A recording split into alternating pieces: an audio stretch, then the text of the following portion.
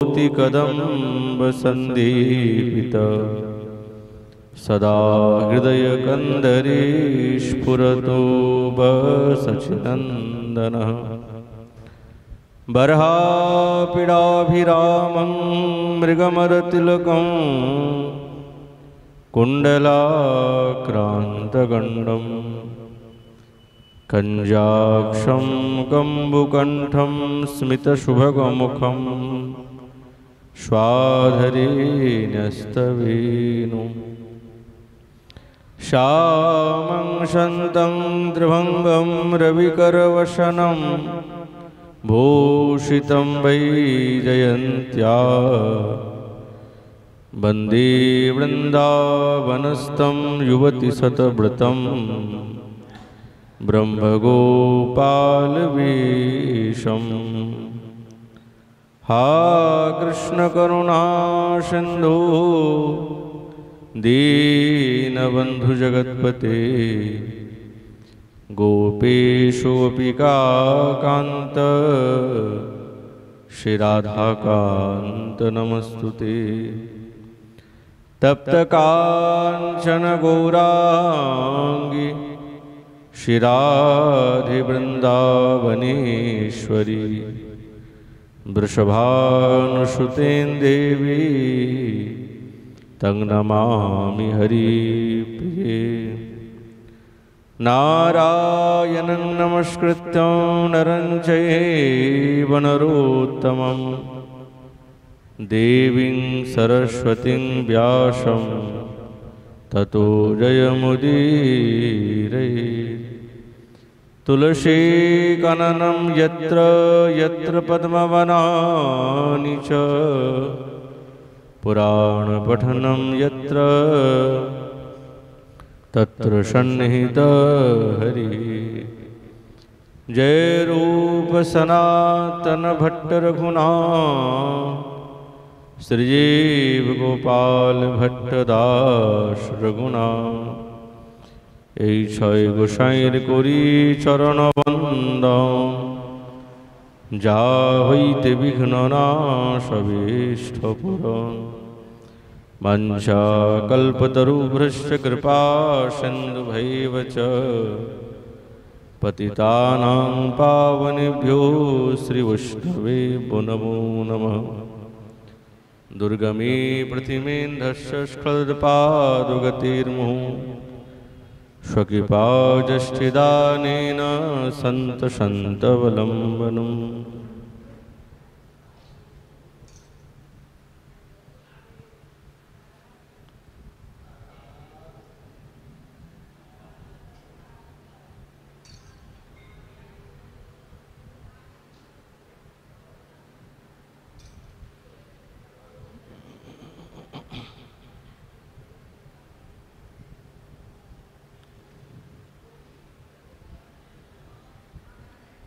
ओम नमो भगवते वासुदेवाय श्री श्री उत्कलिका वल्लरी सर्ववल्लभवरेण्य कोशकुमारो प्रार्थयेबत युवां प्रणिपत्य लीलया वितरतं निजदास्यं लीलया वितरतं निजदास्यं कलियुग पावन अवतार नदिया बिहारी लाल श्री कृष्ण चैतन्य महाप्रभु तार अंतरंग प्रिय पार्षद गौड़ीय आचार्यवर्य श्रील श्रीपाद रूप गोस्वामी चरण तार वार्षिक विरह महामहोत्सव उपलक्षे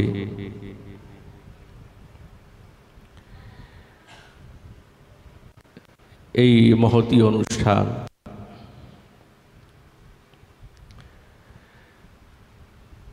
শ্রীপাদের প্রেমের এবং প্রার্থনাত্মক রচনা শ্রী শ্রী উৎকলিকা ভল্লরী। প্রতিবর্ষের ন্যায় সেই বিষয়ে আলোচনা আমাদের।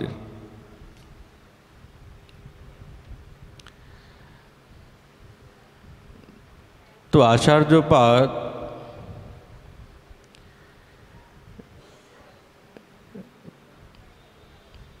যেই প্রকার প্রার্থনা করছেন,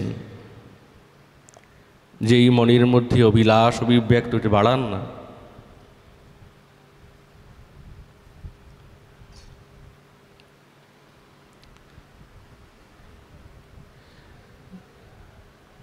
এটি খুব প্রেমের সঙ্গে। শ্রীপাদ বলছেন যে সর্ববল্লভ বরেণ্য কুমারো প্রার্থয়েবত যুবাম প্রণিপত্য লীলয়া বিতরতম নিজদাস্যম লীলয়া বিতরতম নিজদাস্যম। একটি শব্দের দ্বিরুক্তি করেছেন আমাদের জীব গোস্বামী পাদ। বলছেন দ্বিরুক্তি সেখানে অভিব্যক্ত হয় যেখানে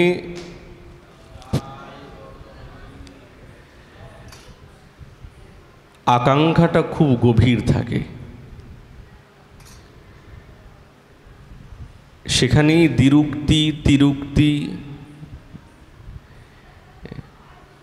এবং আবিষ্ণ এইগুলো ব্যবহার করা হয়। তো শ্রীপাদ এই শ্লোকে একটি শব্দকে দ্বিরুক্তি বা তিনি বর্ণনা করলেন যে লীলয়া বিতরতম নিজদাস্যম, লীলয়া বিতরতম নিজদাস্যম। শ্রীল রূপ গোস্বামী চরণ বলছেন, হে গোবিন্দ, তুমি হচ্ছেন সাক্ষাৎ ব্রজরাজীর নন্দন। হে বৃন্দাবনেশ্বরী, তুমি সাক্ষাৎ ব্রজবরেণ্য বৃষভানু রাজার তুমি নন্দিনী। আমি তোমাদের উভয়কে বারংবার প্রণাম করছি। আর প্রণাম করে আমি প্রার্থনা করছি যে তোমরা অনুগ্রহপূর্বক আমাকে নিজের দাস্য কবে দান করবে, ওই দানটা আমি চাই। দেখুন, ভক্তি মানেই হচ্ছেন কামনা ছাড়া কিন্তু ভক্তি হয় না। কামনাটা চাই, কিন্তু কোন কামনা? ভক্তিতে তো নিষ্কামীর কথা বলা হয়েছে, কিন্তু কামনা আমাদের চাই। শ্রীপাদ তিনি তার অনুভবের দ্বারা অভিব্যক্ত করছেন যে কামনা কেমনভাবে করতে হয়, কি চাইতে হয়, কোনটি আমাদের হার্দ বস্তু। কেন কামনা শূন্য নিরস হয়ে যায়? যেখানে কামনা নাই সেখানে নিরস ভক্তি, এটা বিলক্ষণ। শ্রীপাদ বলছেন কামনা যদি করতে হয় তো নিজদাস্যের কামনা করতে হবে। এই কামনা কিন্তু সাধকের মনকে বিভ্রষ্ট করে না, উপরন্তু রাধা গোবিন্দের শ্রীচরণেতে গাঢ় অভিনিবেশ করিয়ে দেয়। তাই শ্রীপাদ বলছেন, কবে আমাকে তোমরা নিজের দাস্য প্রদান করবে? আমি তো এটাই চাই, আমি আর কিছু চাই না। তাহলে শ্রীপাদের হৃদয়ের মধ্যে রাধা গোবিন্দের প্রতি যে অভিনিবেশ এবং কামনা, এ একবারে বিলক্ষণ। দাস্য প্রার্থনা করছেন। দেখুন, দাস্য তো অনেক প্রকারের আছে, অনেক প্রকারের দাস্য আছে। ওই জন্যে দাস বলেন নাই, দাসীর ভাব ইতি দাস্য।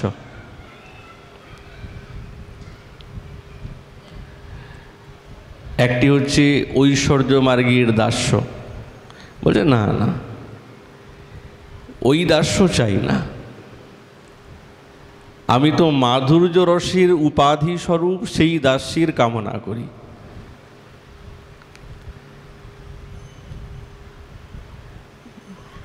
শ্রীপাদ পূর্ব শ্লোকে রাধা গোবিন্দের যুগল মাধুরীতে এত তন্ময় হয়ে গেছেন, ওই জন্য হৃদয়টা সবসময় রাধা গোবিন্দের মাধুর্য স্ফুরণ হচ্ছে। একের পর এক রাধা গোবিন্দের দিব্য লীলা চরিতাবলী স্ফুরণ হচ্ছে।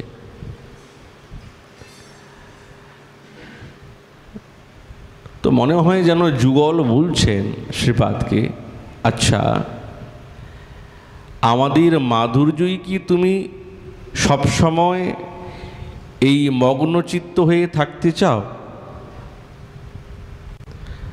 তখন শ্রীপাদ বলছে না না, কেবল মাধুরীতে যদি তন্ময় হওয়া যায় তাহলে আনন্দ তো নাই, সেই আনন্দ নাই। এ তো নতুন কথা যে যুগল বলছেন তাহলে তুমি আমার মাধুর্যটাই নিয়ে নাও, তাতেই তুমি মগ্ন হয়ে থাকবে। বলছে না, তোমার মাধুর্যকে হৃদয়ের মধ্যে রেখে তোমাদের দাস্য হতে চাই। তাহলে কেবল মাধুর্য নয়, না, দাস্যকে নিযুক্ত করে ওই মাধুর্য আমার চাই।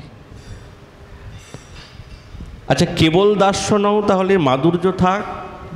বলে না না, ওই রকম দাস্য আমার চাই না। কেন? দাস্য শব্দের অর্থ হচ্ছে যেখানে সংকোচ সম্ভ্রম এইগুলি থাকবে। কিন্তু আচার্যপাদ যেই দাস্যের অভিকাঙ্ক্ষা করছেন, এই দাস্যের মধ্যে সম্ভ্রম সংকোচ নাই। তাহলে সেটা কোথায় আছে? সেটা কেবলমাত্র মাধুর্যে আছে। এইটি মধুর রসের দাস্য। আচ্ছা আবার ওই দাস্য নয়, স্থায়ী ভাবের যে দাস্যের কথা বলেছেন, যে দাস্য সখ্য বাৎসল্য মধুর, ওই দাস্য কি? বলছে ওই দাস্যও নয়, এটা মধুরের দাস্য। ওই জন্য বলছেন না, আমি মাধুর্যকে হৃদয়ের মধ্যে নিরন্তর প্রস্ফুটিত করতে করতে আমি তোমার দাস্যকে কামনা করি।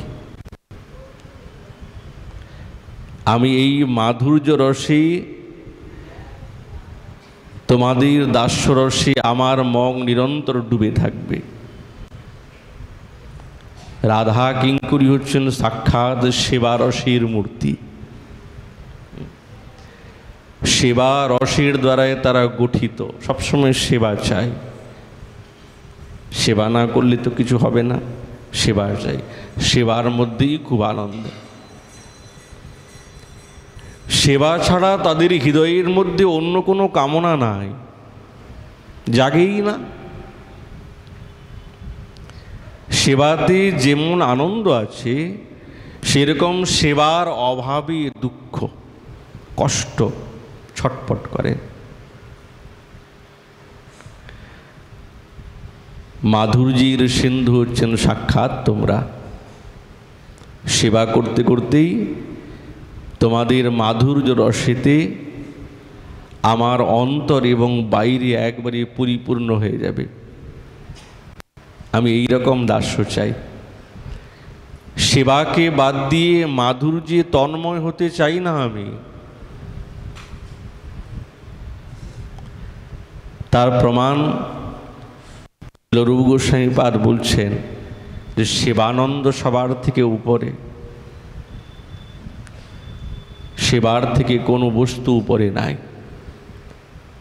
ভাবানন্দের উপরেও সাক্ষাৎ সেবানন্দ। দারুক যখন দ্বারকানাথের সেবা করছেন চামর বেজন পিছনে দাঁড়িয়ে,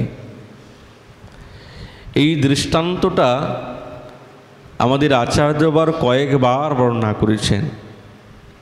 কেননা এই দৃষ্টান্তের মধ্যে লুকিয়ে আছে সাক্ষাৎ পূর্ণ দাস্যের রস। তো যখন বাতাস করছেন, তো করতে করতে মনে মনে ভাবলেন, বাবা কি সুন্দর, দেখো আমি সাক্ষাৎ গোবিন্দের চামর বেজন করছি, আমি ঠাকুরকে সেবা করছি, আমি হাড় মাংস রক্ত বিশিষ্ট দেহ, আমি সাক্ষাৎ ভগবানের এইরকম সেবাতে নিযুক্ত হয়েছি। ভাব এসে গেল। আর যখন ভাব এসে গেল, সারা অঙ্গ পুলকিত হয়ে গেলেন, ছটপট করতে করতে করতে করতে কানতে কানতে অচৈতন্য অবস্থাতে পড়ে গেলেন, কোনো চেতনা নাই। ভগবান নিজে দৌড়ে গেলেন, শুশ্রূষা করলেন, নিজের পীতাম্বরের দ্বারা ঘামটা মুছিয়ে দিলেন, আর নিজেই বেজনে নিয়ে নিজেই বাতাস করতে আরম্ভ করলেন। দারুক কিন্তু দাস্য, দাস।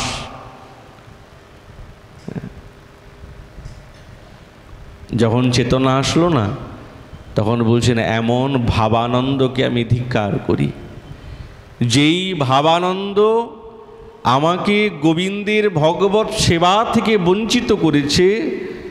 আমি এই রকম প্রেমানন্দ, এইরকম ভাবানন্দকে আমি প্রাপ্ত করতে চাই না। সত্যি তো, সেবা ছাড়া তো এই জগতে কিছুই নেই, সব কিছু নিরস হয়ে দাঁড়ায়।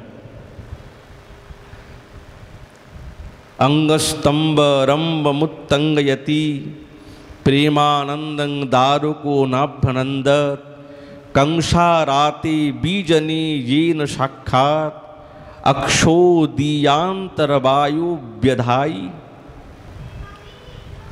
निजो प्रेमानंद नंदी कृष्ण सेवानंद बाधे, से आनंदीर प्रतिभक्तिर हय महाक्रोधे।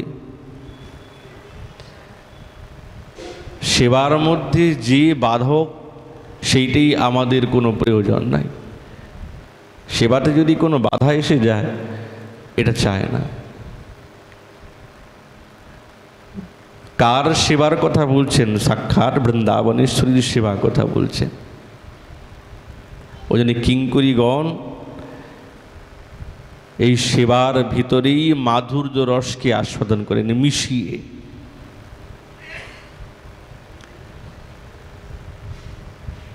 ঠাকুর মহাশয় বলছেন না, হরি হরি আর কি এমন দশা হব। একবারে ঊর্ধ্বের কথা বলছেন, ছাড়িয়া পুরুষ দেহ কবে বা প্রকৃতি হব। দুহ অঙ্গে চন্দন পরাব, টানিয়া বাঁধিব চূড়া। নব গুঞ্জা হারে বেড়া, নানা ফুলে গাঁথি দিব হার। পীতবসন অঙ্গে পরাইব সখী সঙ্গে, বদনে তাম্বুল দেব আর। দুহুরূপ মনোহারী দেখিব সে নয়ন ভরি। নীলাম্বরে রাই সাজাইয়া নবরত্ন জড়িয়ানি। বান্ধিব বিচিত্র বেণী, দিব তাহে মালতী গাঁথিয়া। সেনা রূপ মাধুরী দেখিব নয়ন ভরি। এই করি মনে অভিলাষ, জয়রূপ সনাতন। দেহ মোরে এই ধন, নিবিদয় নরোত্তম দাস। শ্রীপাদ তিনি আকুতি ভরে যে সেবার কামনা করছেন, রাধা গোবিন্দের চরণে দাসের প্রার্থনা করছেন। কেননা এই দশাই হচ্ছেন সাধকের যথার্থ প্রাপ্য। এটি তো প্রাপ্ত করতে হবে। মঞ্জুরি ভাবের সাধকগণে এই জড়ীয় স্ত্রী এবং জড়ীয় পুরুষাদি দেহকে, এর প্রতি অভিমানকে ত্যাগ করে গোপী প্রকৃতি হতে হবে। গোপবনিতা, গোপবনিতা মানেই হচ্ছেন গোপী। মঞ্জুরিগণ সকলেই গোপী। গোপী মানে ললিতা বিশাখাদি না, ইনারাও গোপী, মঞ্জুরিগণও গোপী, কিন্তু ভাবগত ইনারা মঞ্জুরি, ওনারা হচ্ছেন সখী। ওই জন্য প্রকৃতি শব্দের অর্থ হচ্ছে সাক্ষাৎ গোপবনিতা। রাগানুগীয় সাধকগণ গুরুদেবের দ্বারায় প্রদত্ত সেই সিদ্ধ স্বরূপের একাদশ ভাবের দ্বারায় যখন ভাবিত হবেন, যখন পরিচয় হবে, জানবেন যে আমি কে। দেখুন, এই জগতের একটা আত্মজ্ঞানের কথা বারবার শ্রীমদ্ ভাগবতী এবং আচার্যগণ বলছেন যে আত্মজ্ঞান চাই, কিন্তু আমাদের আচার্যগণ এত গভীরের কথা বলছেন। আত্মজ্ঞান শব্দের অর্থ হচ্ছে বাস্তবিক স্বরূপে সিদ্ধ স্বরূপের অনুভূতি হওয়া, চেনা আমি কে। নিজের পরিচয় যদি না জানতে পারি, তাহলে রাধা গোবিন্দের সেবাটা করবই বা কী করে? কি করে করব? যদি কেউ বলেন না না আমরা তো সাধক দেহেতে আসি, থাকি না, সাধক দেহতে থাকি না, কিন্তু নিজের স্বরূপের অনুভূতি যদি জ্ঞান না থাকে, তাহলে সেবার মধ্যে সেই রস ফুটবে না, ওই রস আসবে না, সেই প্রেম আসবে না, সেই ভাব জাগবে না। ওই জন্যে গুরুদেবের দ্বারায় তার কাছে, তার নিকট থেকে সিদ্ধ স্বরূপের একাদশ লক্ষণের দ্বারায় যখন পরিচয় আমাদের হবে, জড়ীয় এই নশ্বর দেহের প্রতি আবেশ ধীরে ধীরে ধীরে ধীরে ধীরে ধীরে চলে যাবে। যতক্ষণ এই দেহের প্রতি এই মমত্ব এবং অহমত্ব অভিমান থাকবে, আবেশ থাকবে, ততক্ষণ এই সাধকের মঞ্জুরি ভাবের প্রাদুর্ভাব সেইভাবে জাগবে না। এই দুইটিকে ত্যাগ করতেই হবে।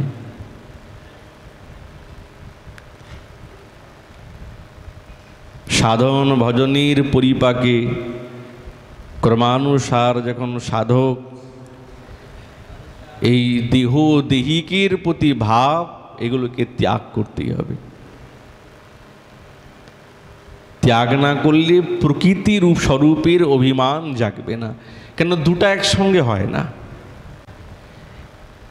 এই দিকে আমিত্বেও অভিমান আছে, মমত্বেও অভিমান আছে, তাহলে প্রকৃতির অভিমান আসবে না, গোপবনিতার অভিমান আসবে না। আচ্ছা, মনের মধ্যে প্রশ্ন জাগে, পুরুষ না হলে বুঝলাম, যারা নারী দেহকে প্রাপ্ত করেছেন তাদেরও কি এই ভাবকে রাখতে বলছে? হ্যাঁ, এই জড়ীয় দেহের প্রতি অভিনিবেশকে ত্যাগ করতে হবে, সে নারী হোক আর সে পুরুষ হোক। ওই জন্য নারী পুরুষাদি। শ্রীজীব গোস্বামী পাদ ভক্তি সন্দর্ভে বলছেন যে কেবল পুরুষের জন্য নয়, স্ত্রী পুরুষাদি, আদি পরের দ্বারা আরও আছেন।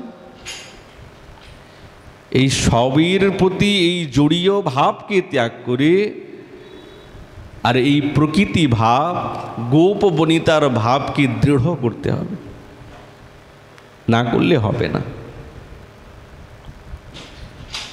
প্রথমে তো মহারাজ বুদ্ধিপূর্বক অভ্যাসপূর্বক প্রযত্ন করতে হবে। যখন সাধক রতি স্তরে পৌঁছে যাবে, তখন এই ভাবটা তার কাছে স্বাভাবিক হয়ে যাবে।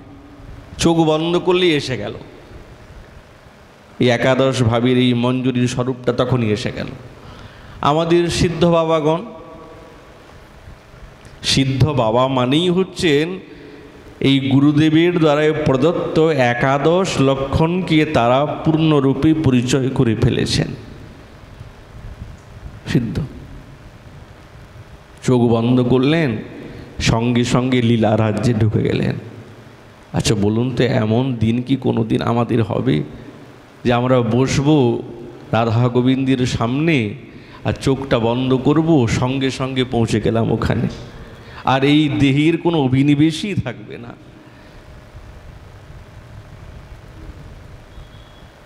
এই বস্তুটা কি পাওয়ার জন্য তো এত কিছু করা, ত্যাগ, তিতিক্ষা, অহমতা, মমতা, এইগুলি কি সব ত্যাগ করা। এর কারণটাই হচ্ছে এই বস্তুকে লাভ করা। এইটি সার বস্তু আমাদের জীবনে কাম্য, এইটাই কামনা করি। যতই সাধন ভজন যা কিছু, সবার মূলে একটুকুই, যে চোখটা বন্ধ করব আর আমাদের স্বরূপের অনুভব হয়ে যাবে, ব্যাস এতটুকু চাই।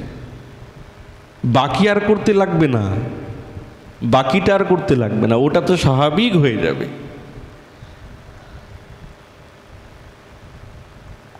ওই জন্য বলছেন প্রকৃতি, গোপী প্রকৃতি। গোপীগণ মহাভাবতী, সাক্ষাৎ বৃন্দাবনেশ্বরী, তিনি হচ্ছেন মহাভাবীর মূর্তি। ভাব এবং মূর্তি অভিন্ন, ভিন্ন না।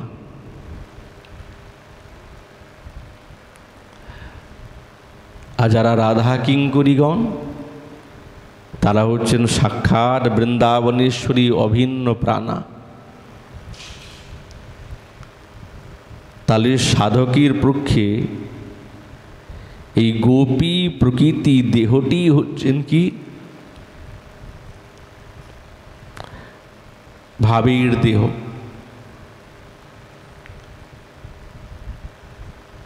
ভাবের দেহ প্রকৃতি স্বরূপে চিন্তনে ভাবীর চিন্তনের প্রাধান্য। ভাবীর চিন্তনের প্রাধান্য যদি না থাকে তাহলে হবে না, রাগানুগীয় সাধকের নির্ণয় হবে না। শ্রীল রূপ গোস্বামীপাদ রাগানুগা ভজনের অধিকারী নিরূপণ করতে গিয়ে বলছেন তেষাং ভাবাপ্তৈ লুব্ধ। কত বড় কথা! এই কথাটাই হচ্ছেন এই রাগানুগীয় সাধকের মূল স্তম্ভ। কি না, তেষাং ভাবাপ্তৈ লুব্ধ।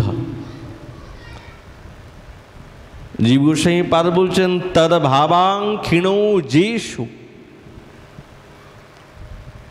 ভাবীর প্রতি লোভ, আকাঙ্ক্ষা গ্রহণ করাটাই হচ্ছে না রাগানুগীয় সাধকের মূল লক্ষ্য।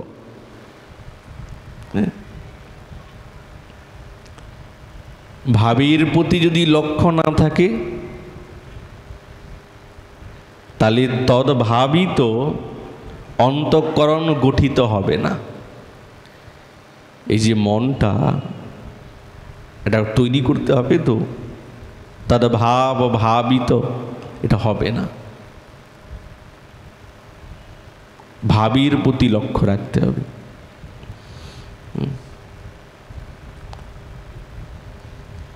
যার তদ্ভাব ভাবিত অন্তঃকরণ যদি স্পষ্টতা না প্রাপ্ত হয় তাহলে সিদ্ধ স্বরূপের চিন্তনও তার শুদ্ধ স্বরূপে অস্পষ্টই থাকবে, স্পষ্ট হবে না।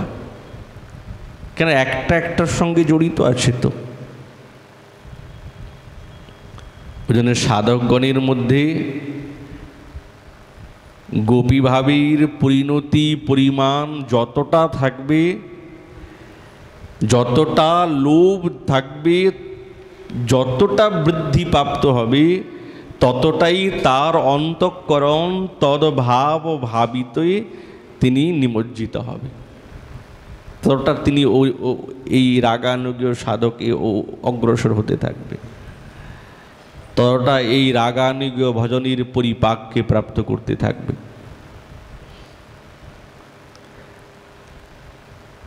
সেবা চাই। ওই জন্য বলছেন না, এইভাবে তোমার সেবা করব। সেবা প্রাণা হচ্ছেন সাক্ষাৎ রাধা কিঙ্করী। তাদের হৃদয় মন নিরন্তর এই সেবা কামনাতেই ভরপুর সবসময়। সেবার মধ্যেই তাদের সেই অদ্ভুত যুগল মাধুরীর আস্বাদন নিহিত তার মধ্যেই থাকে, পৃথক থাকে না। যুগলের সেবা কামনায় স্বরূপে আবিষ্ট হয়ে শ্রীপাদ বলছেন যে কবে তোমার সেই কপালে চন্দন পরিয়ে দেব। এটা সেবা তো, সাক্ষাতে, অসাক্ষাতে না। আচ্ছা, চন্দন তো পরায় শীতল করার জন্য, চন্দন তো শীতল। বলছে হ্যাঁ, কবিরাজ গোস্বামী পাদ বলছেন যে কৃষ্ণ অঙ্গ সুশীতল, কি কহিব তার বল, ছটায় যিনি কুটিন্দু চন্দন। গোবিন্দের শ্রীঅঙ্গ স্মরতাপি তপ্ত, বৃন্দাবনেশ্বরীর শ্রীঅঙ্গ স্পর্শে তার অঙ্গ শিশুতল হয়। সেই অঙ্গের মধ্যে রাধা কিঙ্করী এই চন্দনের সেবা দেবেন। তাহলে কত মর্মের সেবা বলুন তো, কত অন্তরের সেবা, ভাবের সেবা। এই বস্তুগুলি সাধক মনের মধ্যে বারবার চর্বণ করতে করতে করতে করতে সেবা রসে নিমজ্জ হবে। যখন বন্যবিহারীর অন্তে নিত্যবিলাসীর পর, যখন বিলাসান্তে রাধা গোবিন্দ বেশভূষগুলি যখন বিভ্রষ্ট হয়ে যাবে, শিথিল হয়ে যাবে, আমি তার মধ্যে নবগুঞ্জার দ্বারায় বেষ্টিত করে সেই মনোহর চূড়াকে সুন্দর সুট টান দিয়ে দৃঢ়ভাবে বদ্ধ করব অভিলাষ মনে। আমি নানা ফুলের বিচিত্র মনোহর পুষ্পের মালা গেঁথে তোমাদের শ্রীঅঙ্গে পরিয়ে দেব। সখীর সঙ্গে শ্যামসুন্দরীর শ্রীঅঙ্গে পীতবসন পরিয়ে দেব। নীলাম্বরে রায়কে আমি সাজিয়ে দেব। নবরত্নের দ্বারায়, জরির দ্বারায় এবং মালতী কুসুমের দ্বারায় মাল্য সুরচন্ন করে আমি গলায় পরিয়ে দেব। আমি বিচিত্র বেণী বেঁধে দেব। যুগলের বদনে তাম্বুল দেব। আর যখন তারা তাম্বুল চর্বণ করবেন, আপনি সামনে বসে তাদের এই সুমাধুর্যমৃত সেই রূপামৃত দর্শন করব। সব কিছু করার পর দর্শন না করলে তো হয় না। শৃঙ্গার করেছেন, দেখেন না, রসিকজন যারা, তারা ঠাকুরকে সাজিয়ে না আগে নিজে দর্শন করবেন সুন্দরভাবে সামনে দাঁড়িয়ে। ওটা দর্শন নয়, রাধা গোবিন্দের মাধুর্যকে পান করা। সাধক গোবিন্দ দর্শন করতে আসেন না, গোবিন্দ দর্শন তো ঘরেও দর্শন হয়ে যায়। তারা রাধা গোবিন্দের এই রূপ মাধুরীকে আস্বাদন করার জন্য আসেন। ঝরছে তো যতটা পারি ততটা আস্বাদন করে নেই, পান করে নেই। তারা পান করতে আসেন। রসিকজন রাধা গোবিন্দের রূপ মাধুরী তারা ঢোকে ঢোকে পান করতে আসেন নয়ন চষকের দ্বারা। আর যে যতটা পান করবে না তার পলকই পড়বে না, দাঁড়িয়েই থাকবে। আহা, এত সুন্দর, ভাবে ডুবে যাবে। তখন তার রাধা গোবিন্দের প্রতি অঙ্গের শোভার কথা তার মনে পড়বে।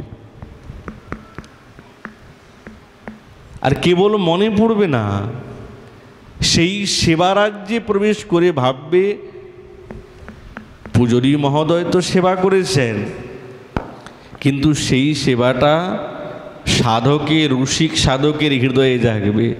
আমি এইভাবেতে চূড়াটা পরিয়েছি, আমি এইভাবে মালা তো গেঁথেছি অন্যজন, কিন্তু সাধক ভাববে এটা আমি গেঁথেছি, আমি এইভাবে মালা গাঁথবো, এইভাবে মালা গেঁথে পরিয়েছি আমি, এই রকম পুষ্পের দ্বারায় মুকুটকে বেষ্টন করেছি, বৃন্দাবনেশ্বরী বেনিতে এই রকম নানা পুষ্পের দ্বারায় থোকা বেঁধেছি, নিজের অভিমান এসে যাবে।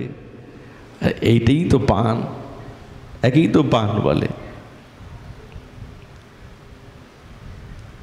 এটা কেবলমাত্র রাগানুগীয় সাধকের পক্ষে সম্ভব, আর কারোর পক্ষে সম্ভব না, আর কেউ করতে পারেন না। দুহরূপ মনোহারী হেরিব নয়ন ভরি, নয়ন ভরে যায় কি গোবিন্দের রূপামৃত দর্শন করে। শ্রীপাদ বলছে নয়ন ভরে না, কিন্তু এত রূপের পারাবার অগাধ আমার এই নয়নে ধরছে না। পাত্র তো আমার, নয়নটা তো পাত্র, রাধা গোবিন্দের রূপামৃত রূপী সাগর আমার এই নয়নে ধরছে না। ভরপুর।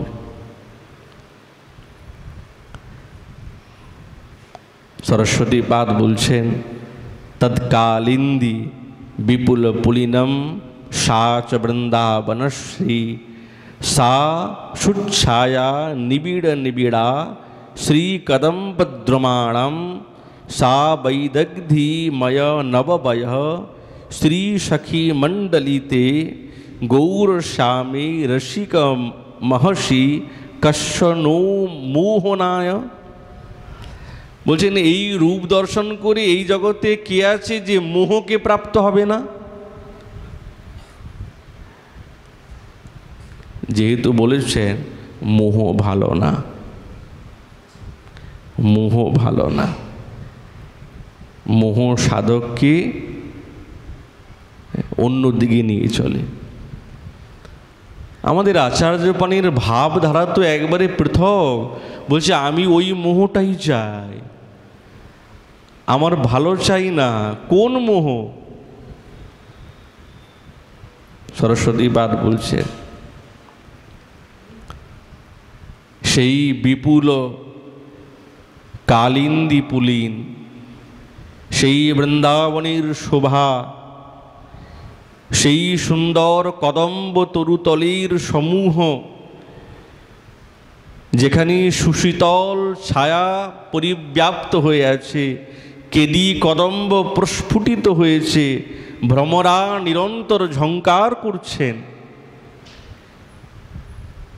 সেই বৈদগ্ধিময় নববয় শোভাযুক্ত সখীমণ্ডলী এবং সেই যে গৌরশ্যাম,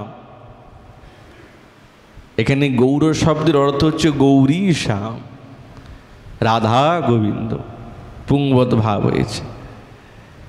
সেই রসিক বিগ্রহ যুগল যারা নিরন্তর সেই কদম্বের তরুতলে ত্রিভঙ্গি মঠামে দাঁড়িয়েছেন বৃন্দাবনেশ্বরীর সঙ্গে, এই যুগল রূপ এই জগতে কে আছে যে তাদের প্রতি মোহ সম্পাদিত হবে না?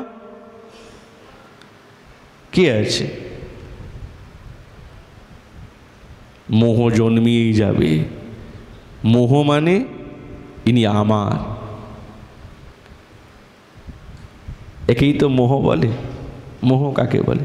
এটি আমার। কে আমার?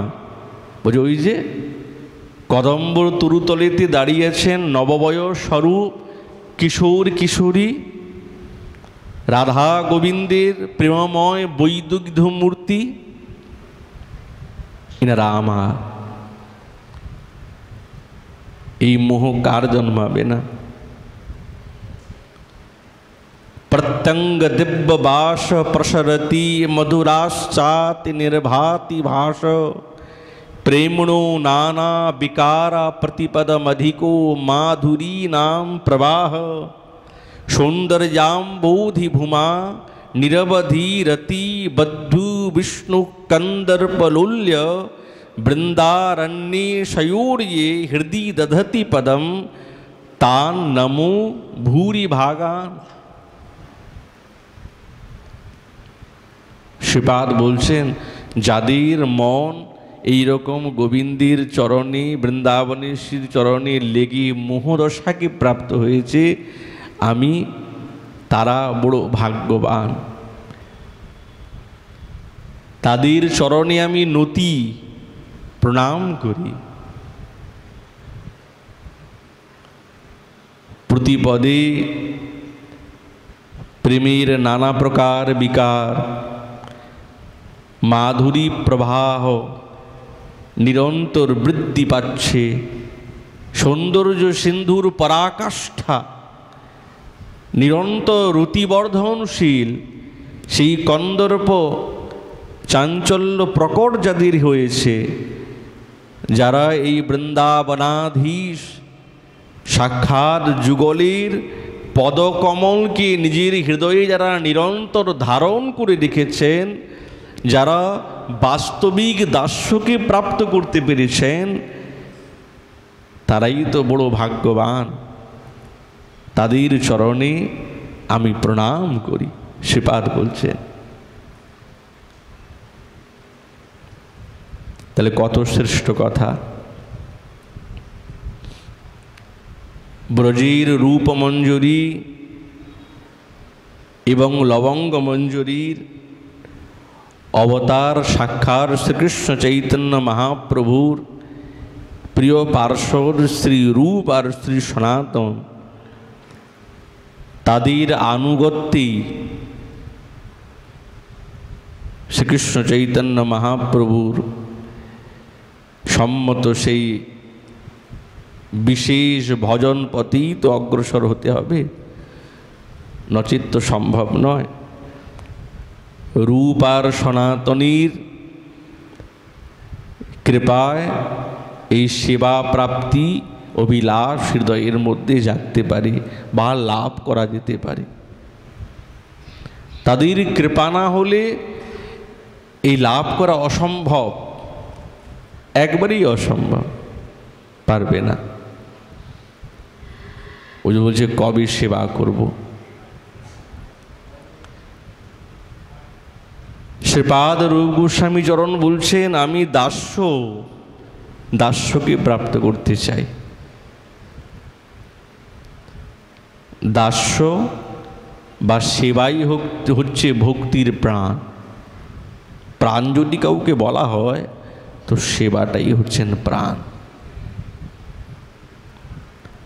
রাধা কিঙ্করীর এই দাস্যটি হচ্ছেন পরম সুরসাল, রসই রস আছে।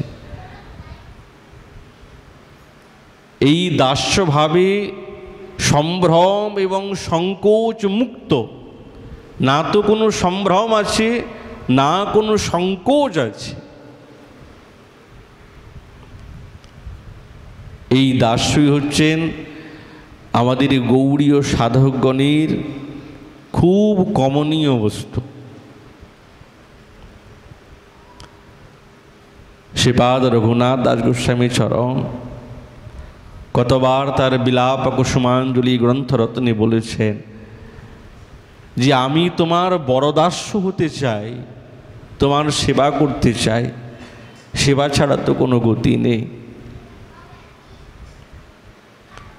সখী হয়েও তারা দাসী, রূপে গুণে কিশোরী। তারা অন্তরঙ্গা সেবার অধিকারিণী, যেই সেবার অধিকার আর কেউই পায় না। আচার্যবার কতবার বললেন কান্তে কান্তে, গৌড়ীয় সাধকগণের চিত্তেতে এই বরদাসীর রুচিটাই তো মূল। এই বরদাস্য, এই দাস্য, ওই জন্য বলছে সরস দাস্য, যার মধ্যে রস আছে, নিরস না।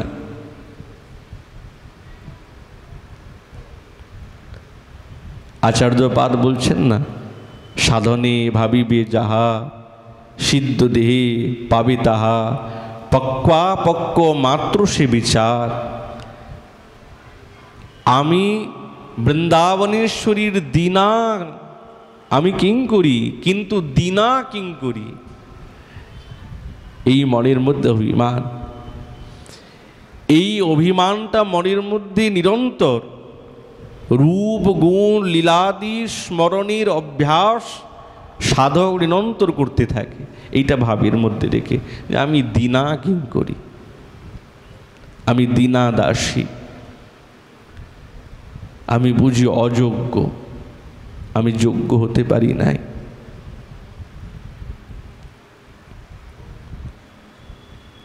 যখন নিরন্তর সাধক এই স্মরণীর অভ্যাসে থাকবে না, কেন আগে তো সাধককে অভ্যাস করতে হবে, অভ্যাস না করলে তো আর বাস্তবিক লীলাতে প্রবেশ করতে পারবে না, অভ্যাস করতে হবে।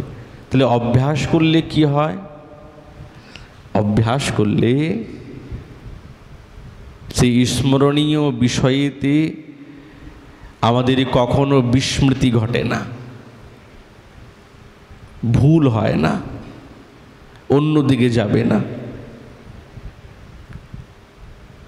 তখন সপরিকরে রাধা গোবিন্দের রূপ গুণ লীলাদির সেই অনুভবের সঙ্গে তখন তিনি আস্বাদন করতে থাকেন।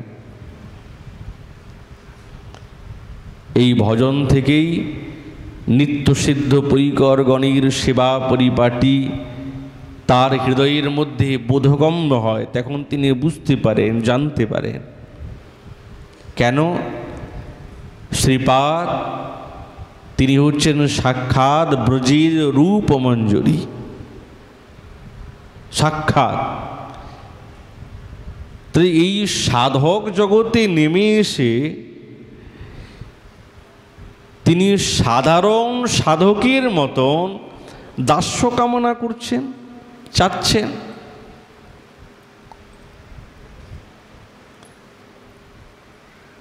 নিত্যসিদ্ধ হয়েও তিনি এই সাধনার রসকে আস্বাদন করছেন। তাহলে আমরা তো সাধক, আমাদের হৃদয়ের মধ্যে কেমনভাবে কামনা করতে হয় এইটি শ্রীপাদ ক্রমানুসারে শিখিয়ে দিচ্ছেন। রাধা গোবিন্দ যদি বলেন, যুগল যদি বলেন, আমার দাস্যের জন্য তোমার এত আগ্রহ কিসের জন্য? কেন এত আগ্রহ যে দাস্য চাই? কেন এত আগ্রহ? আর কি বস্তু চাই না? আরও তো অনেক কিছু আছে, ওইগুলি নাও।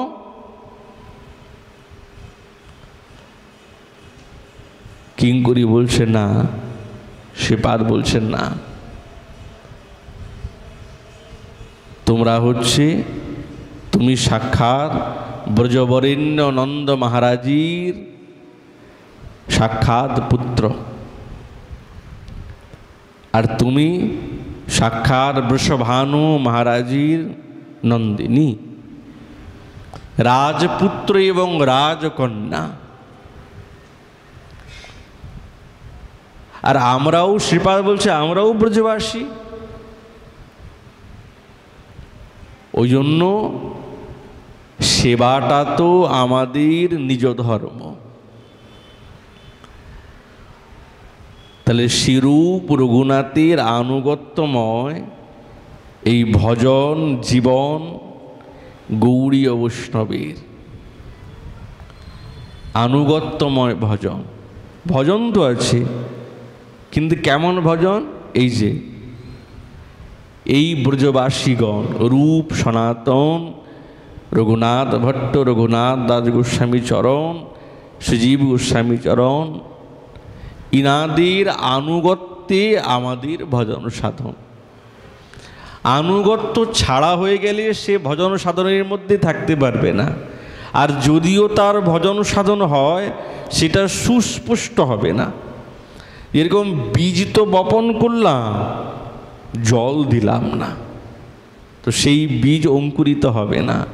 ভজন তো করলাম, কিন্তু আনুগত্য নাই, তাহলে সেই ভজনটা পরিপক্ক দশাতে ফল ফুটবে না, নীরস থাকবে। ওই জন্য মনে সতত কি প্রার্থনা থাকবে? রাধা কৃষ্ণ সেব মুই জীবন মরণে, তার স্থানে তার লীলা দেখো রাত্রি দিনে। যে স্থানে যে লীলা করে যুগল কিশোর, সখীর সঙ্গিনী হইয়া তাহে হও ভোর। শিরূপ মঞ্জুরি পদ শিব নিরবধি, তার পাদ পদ্ম মোর মন্ত্র মহাসধি। শ্রীরতি মঞ্জুরি দেবী করমুরে দয়া, অনুক্ষণ দেহ তুয়া পাদ পদ্ম ছায়া। শিরস মঞ্জুরি দেবী কর অবধান, অনুক্ষণ দেহ তুয়া পাদ পদ্ম ধ্যান। শ্রীবৃন্দাবনী নিত্য নিত্য যুগল বিলাস, প্রার্থনা করই সদা নরোত্তম দাস। তাহলে সাধক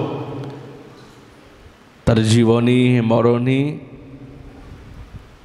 মৃত্যু কোথায়? মৃত্যু তো নাই। বলছে মৃত্যু তো নাই, কিন্তু রাগমার্গীর সাধনেতে না, যেরকম রাধা গোবিন্দের লীলা প্রাকৃতবৎ মনে হয়, কিন্তু প্রাকৃত নয়। নরবত্তু কৈবল্য লীলা। কিন্তু তাহলে কিঙ্করীগণ যে সেবা করছেন তারা নিজেকে কি মনে মনে ভাববেন? তারা কি নিজেকে নিত্যসিদ্ধ বলে মনে করবেন? বুঝলেন না, না, তাহলে তো ভুল হয়ে গেল, এক হলো না তো। আর এক না হলে, এক ভাব না হলে তো সেই রকম সেবার পরিপাটি তো জাগবে না। যেরকম সখাগণ সখীগণ তারা কি ভাবেন যে আমাদেরও এই মানুষের মতন দেহ, আমাদেরও জন্ম হয়েছে, তো একদিন আমাদেরকেও এই দেহকে ছেড়ে যেতে হবে, এইটি মনের মধ্যে অভিমান তাদের। তবেই তো এই ব্রজের লীলা, তবেই তো এই মাধুর্য, নালে আর কোথায় থাকবে? সেই রকমই সেই রাধাদাসের মনের মধ্যে এই রকমই থাকে। ওই জন্যে শ্রীপাদ বলছেন মরণে নিরন্তর তার লীলার অনুভব। সাধকে সেবার চিন্তাকালে সাক্ষাৎ দর্শন এবং সেবা প্রাপ্তির উৎকণ্ঠা, নিরন্তর হৃদয়ের মধ্যে আকুতি, অল্প হোক কিন্তু এই আকুতিটা থাকবে, ছটপট থাকবে, দুঃখ থাকবে। সাধক যতটাই সিদ্ধস্তরে পৌঁছে যাবে ততটাই তার হৃদয়ের মধ্যে উৎকণ্ঠা বাড়তে থাকবে। কেন উৎকণ্ঠা না থাকলে তো সাধক কাকে বলবেন? কি সাধক? ওই জন্য উৎকণ্ঠা থাকবে।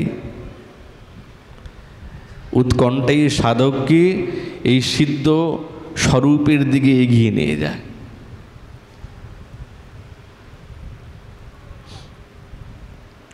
এই ব্রজরস অপ্রাকৃত, প্রাকৃত না,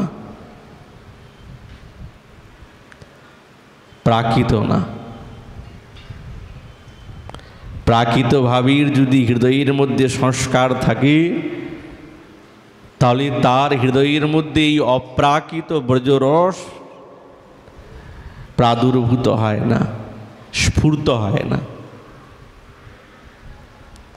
ওই জন্য সাধক নিরপরাধভাবে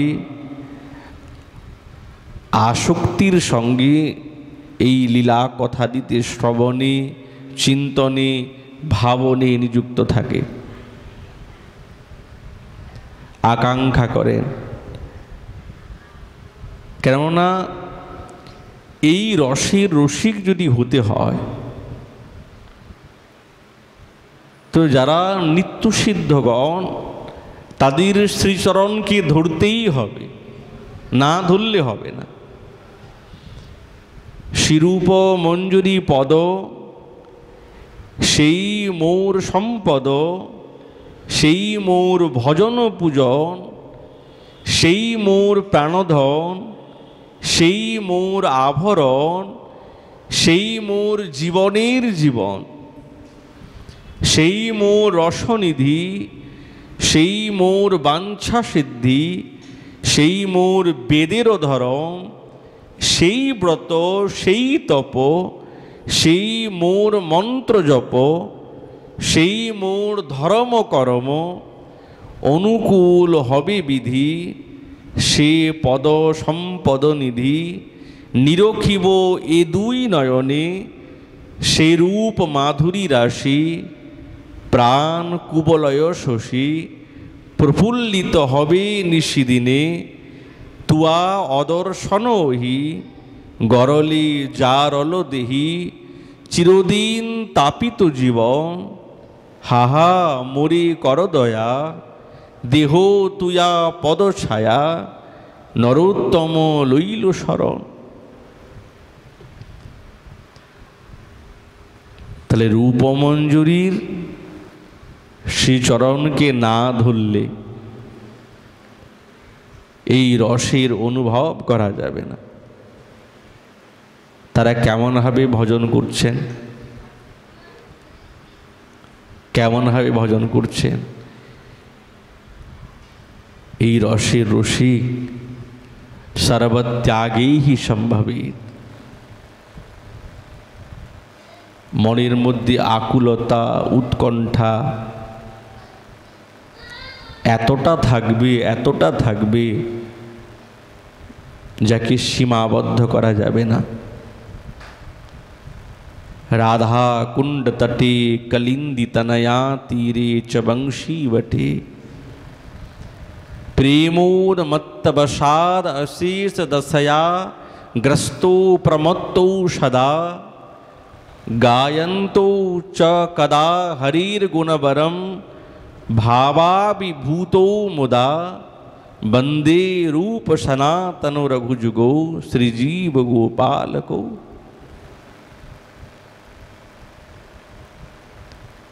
राधा कुंडीर तटे, कालिंदी तटे, बंशी बटे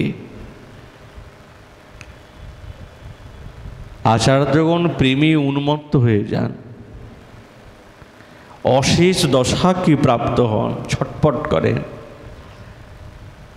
राधा गोविंदीर गुणावली गान करें, व्याख्यान करें, সেই ভাবিতে ভাবিত হয়ে উন্মত্ত হয়ে যান,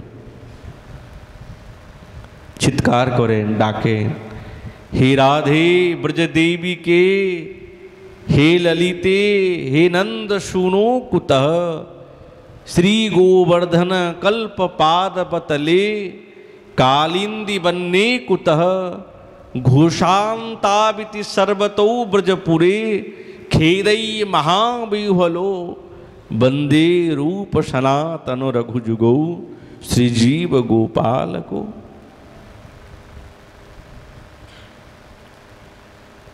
प्रदक्षिण नय, अन्वेषण करा,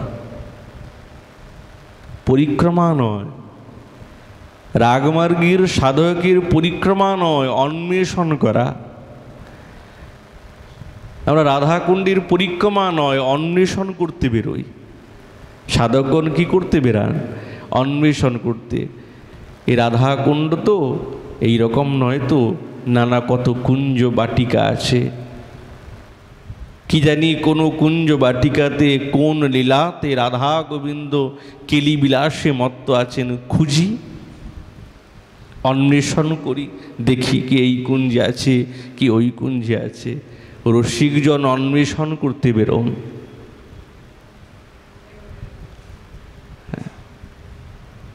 हे राधे हे ब्रजदेवी के, हे ललिते हे नंद सुनो, কোথায় তোমরা? কি গোবর্ধনের তালহাটিতে, কোনো গিরি গহ্বরে? কোথায় আছো? একবার দেখা দাও। চিৎকার করেন, ছটফট করেন।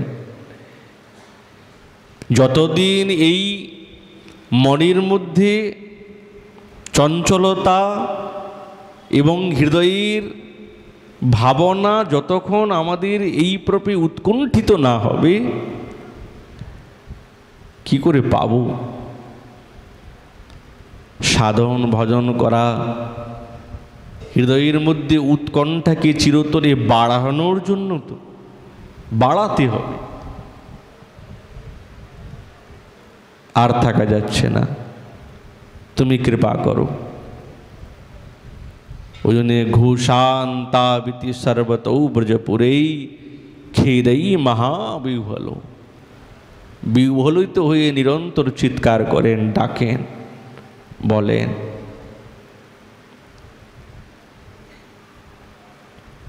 তাদের শ্রীচরণকে ধরতে হবে, না ধরলে এই রসের রসিক হওয়া বড় কঠিন, অসম্ভব। ওই জন্য বলেছেন না, ব্রজের রস ব্রজে ছাড়া কি আর অন্যত্র পাওয়া যাবে? ব্রজ বিনা ইহার অন্যত্র নাহি বাস, হবেই না। ব্রজের রস ব্রজেতেই পাওয়া যাবে, এবং সেই রস ব্রজেতে আস্বাদন করলে যেরকম মনের মধ্যে অনুভব জন্মাবে, অন্যত্র জন্মাবে না। কেন? এই ব্রজধাম এই রসেরই স্থান।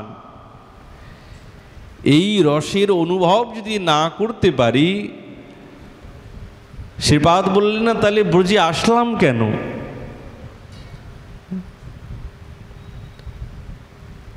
সিদ্ধ দীনশরণ দাস বাবাজি মহারাজ চিৎকার করে বলতেন যে, হায় হায়, ব্রজে আসলাম, ব্রজে থাকলাম, মাধুকুরি রুটি খেলাম, কিন্তু ব্রজের ভাব তো আমার মধ্যে আসলো না।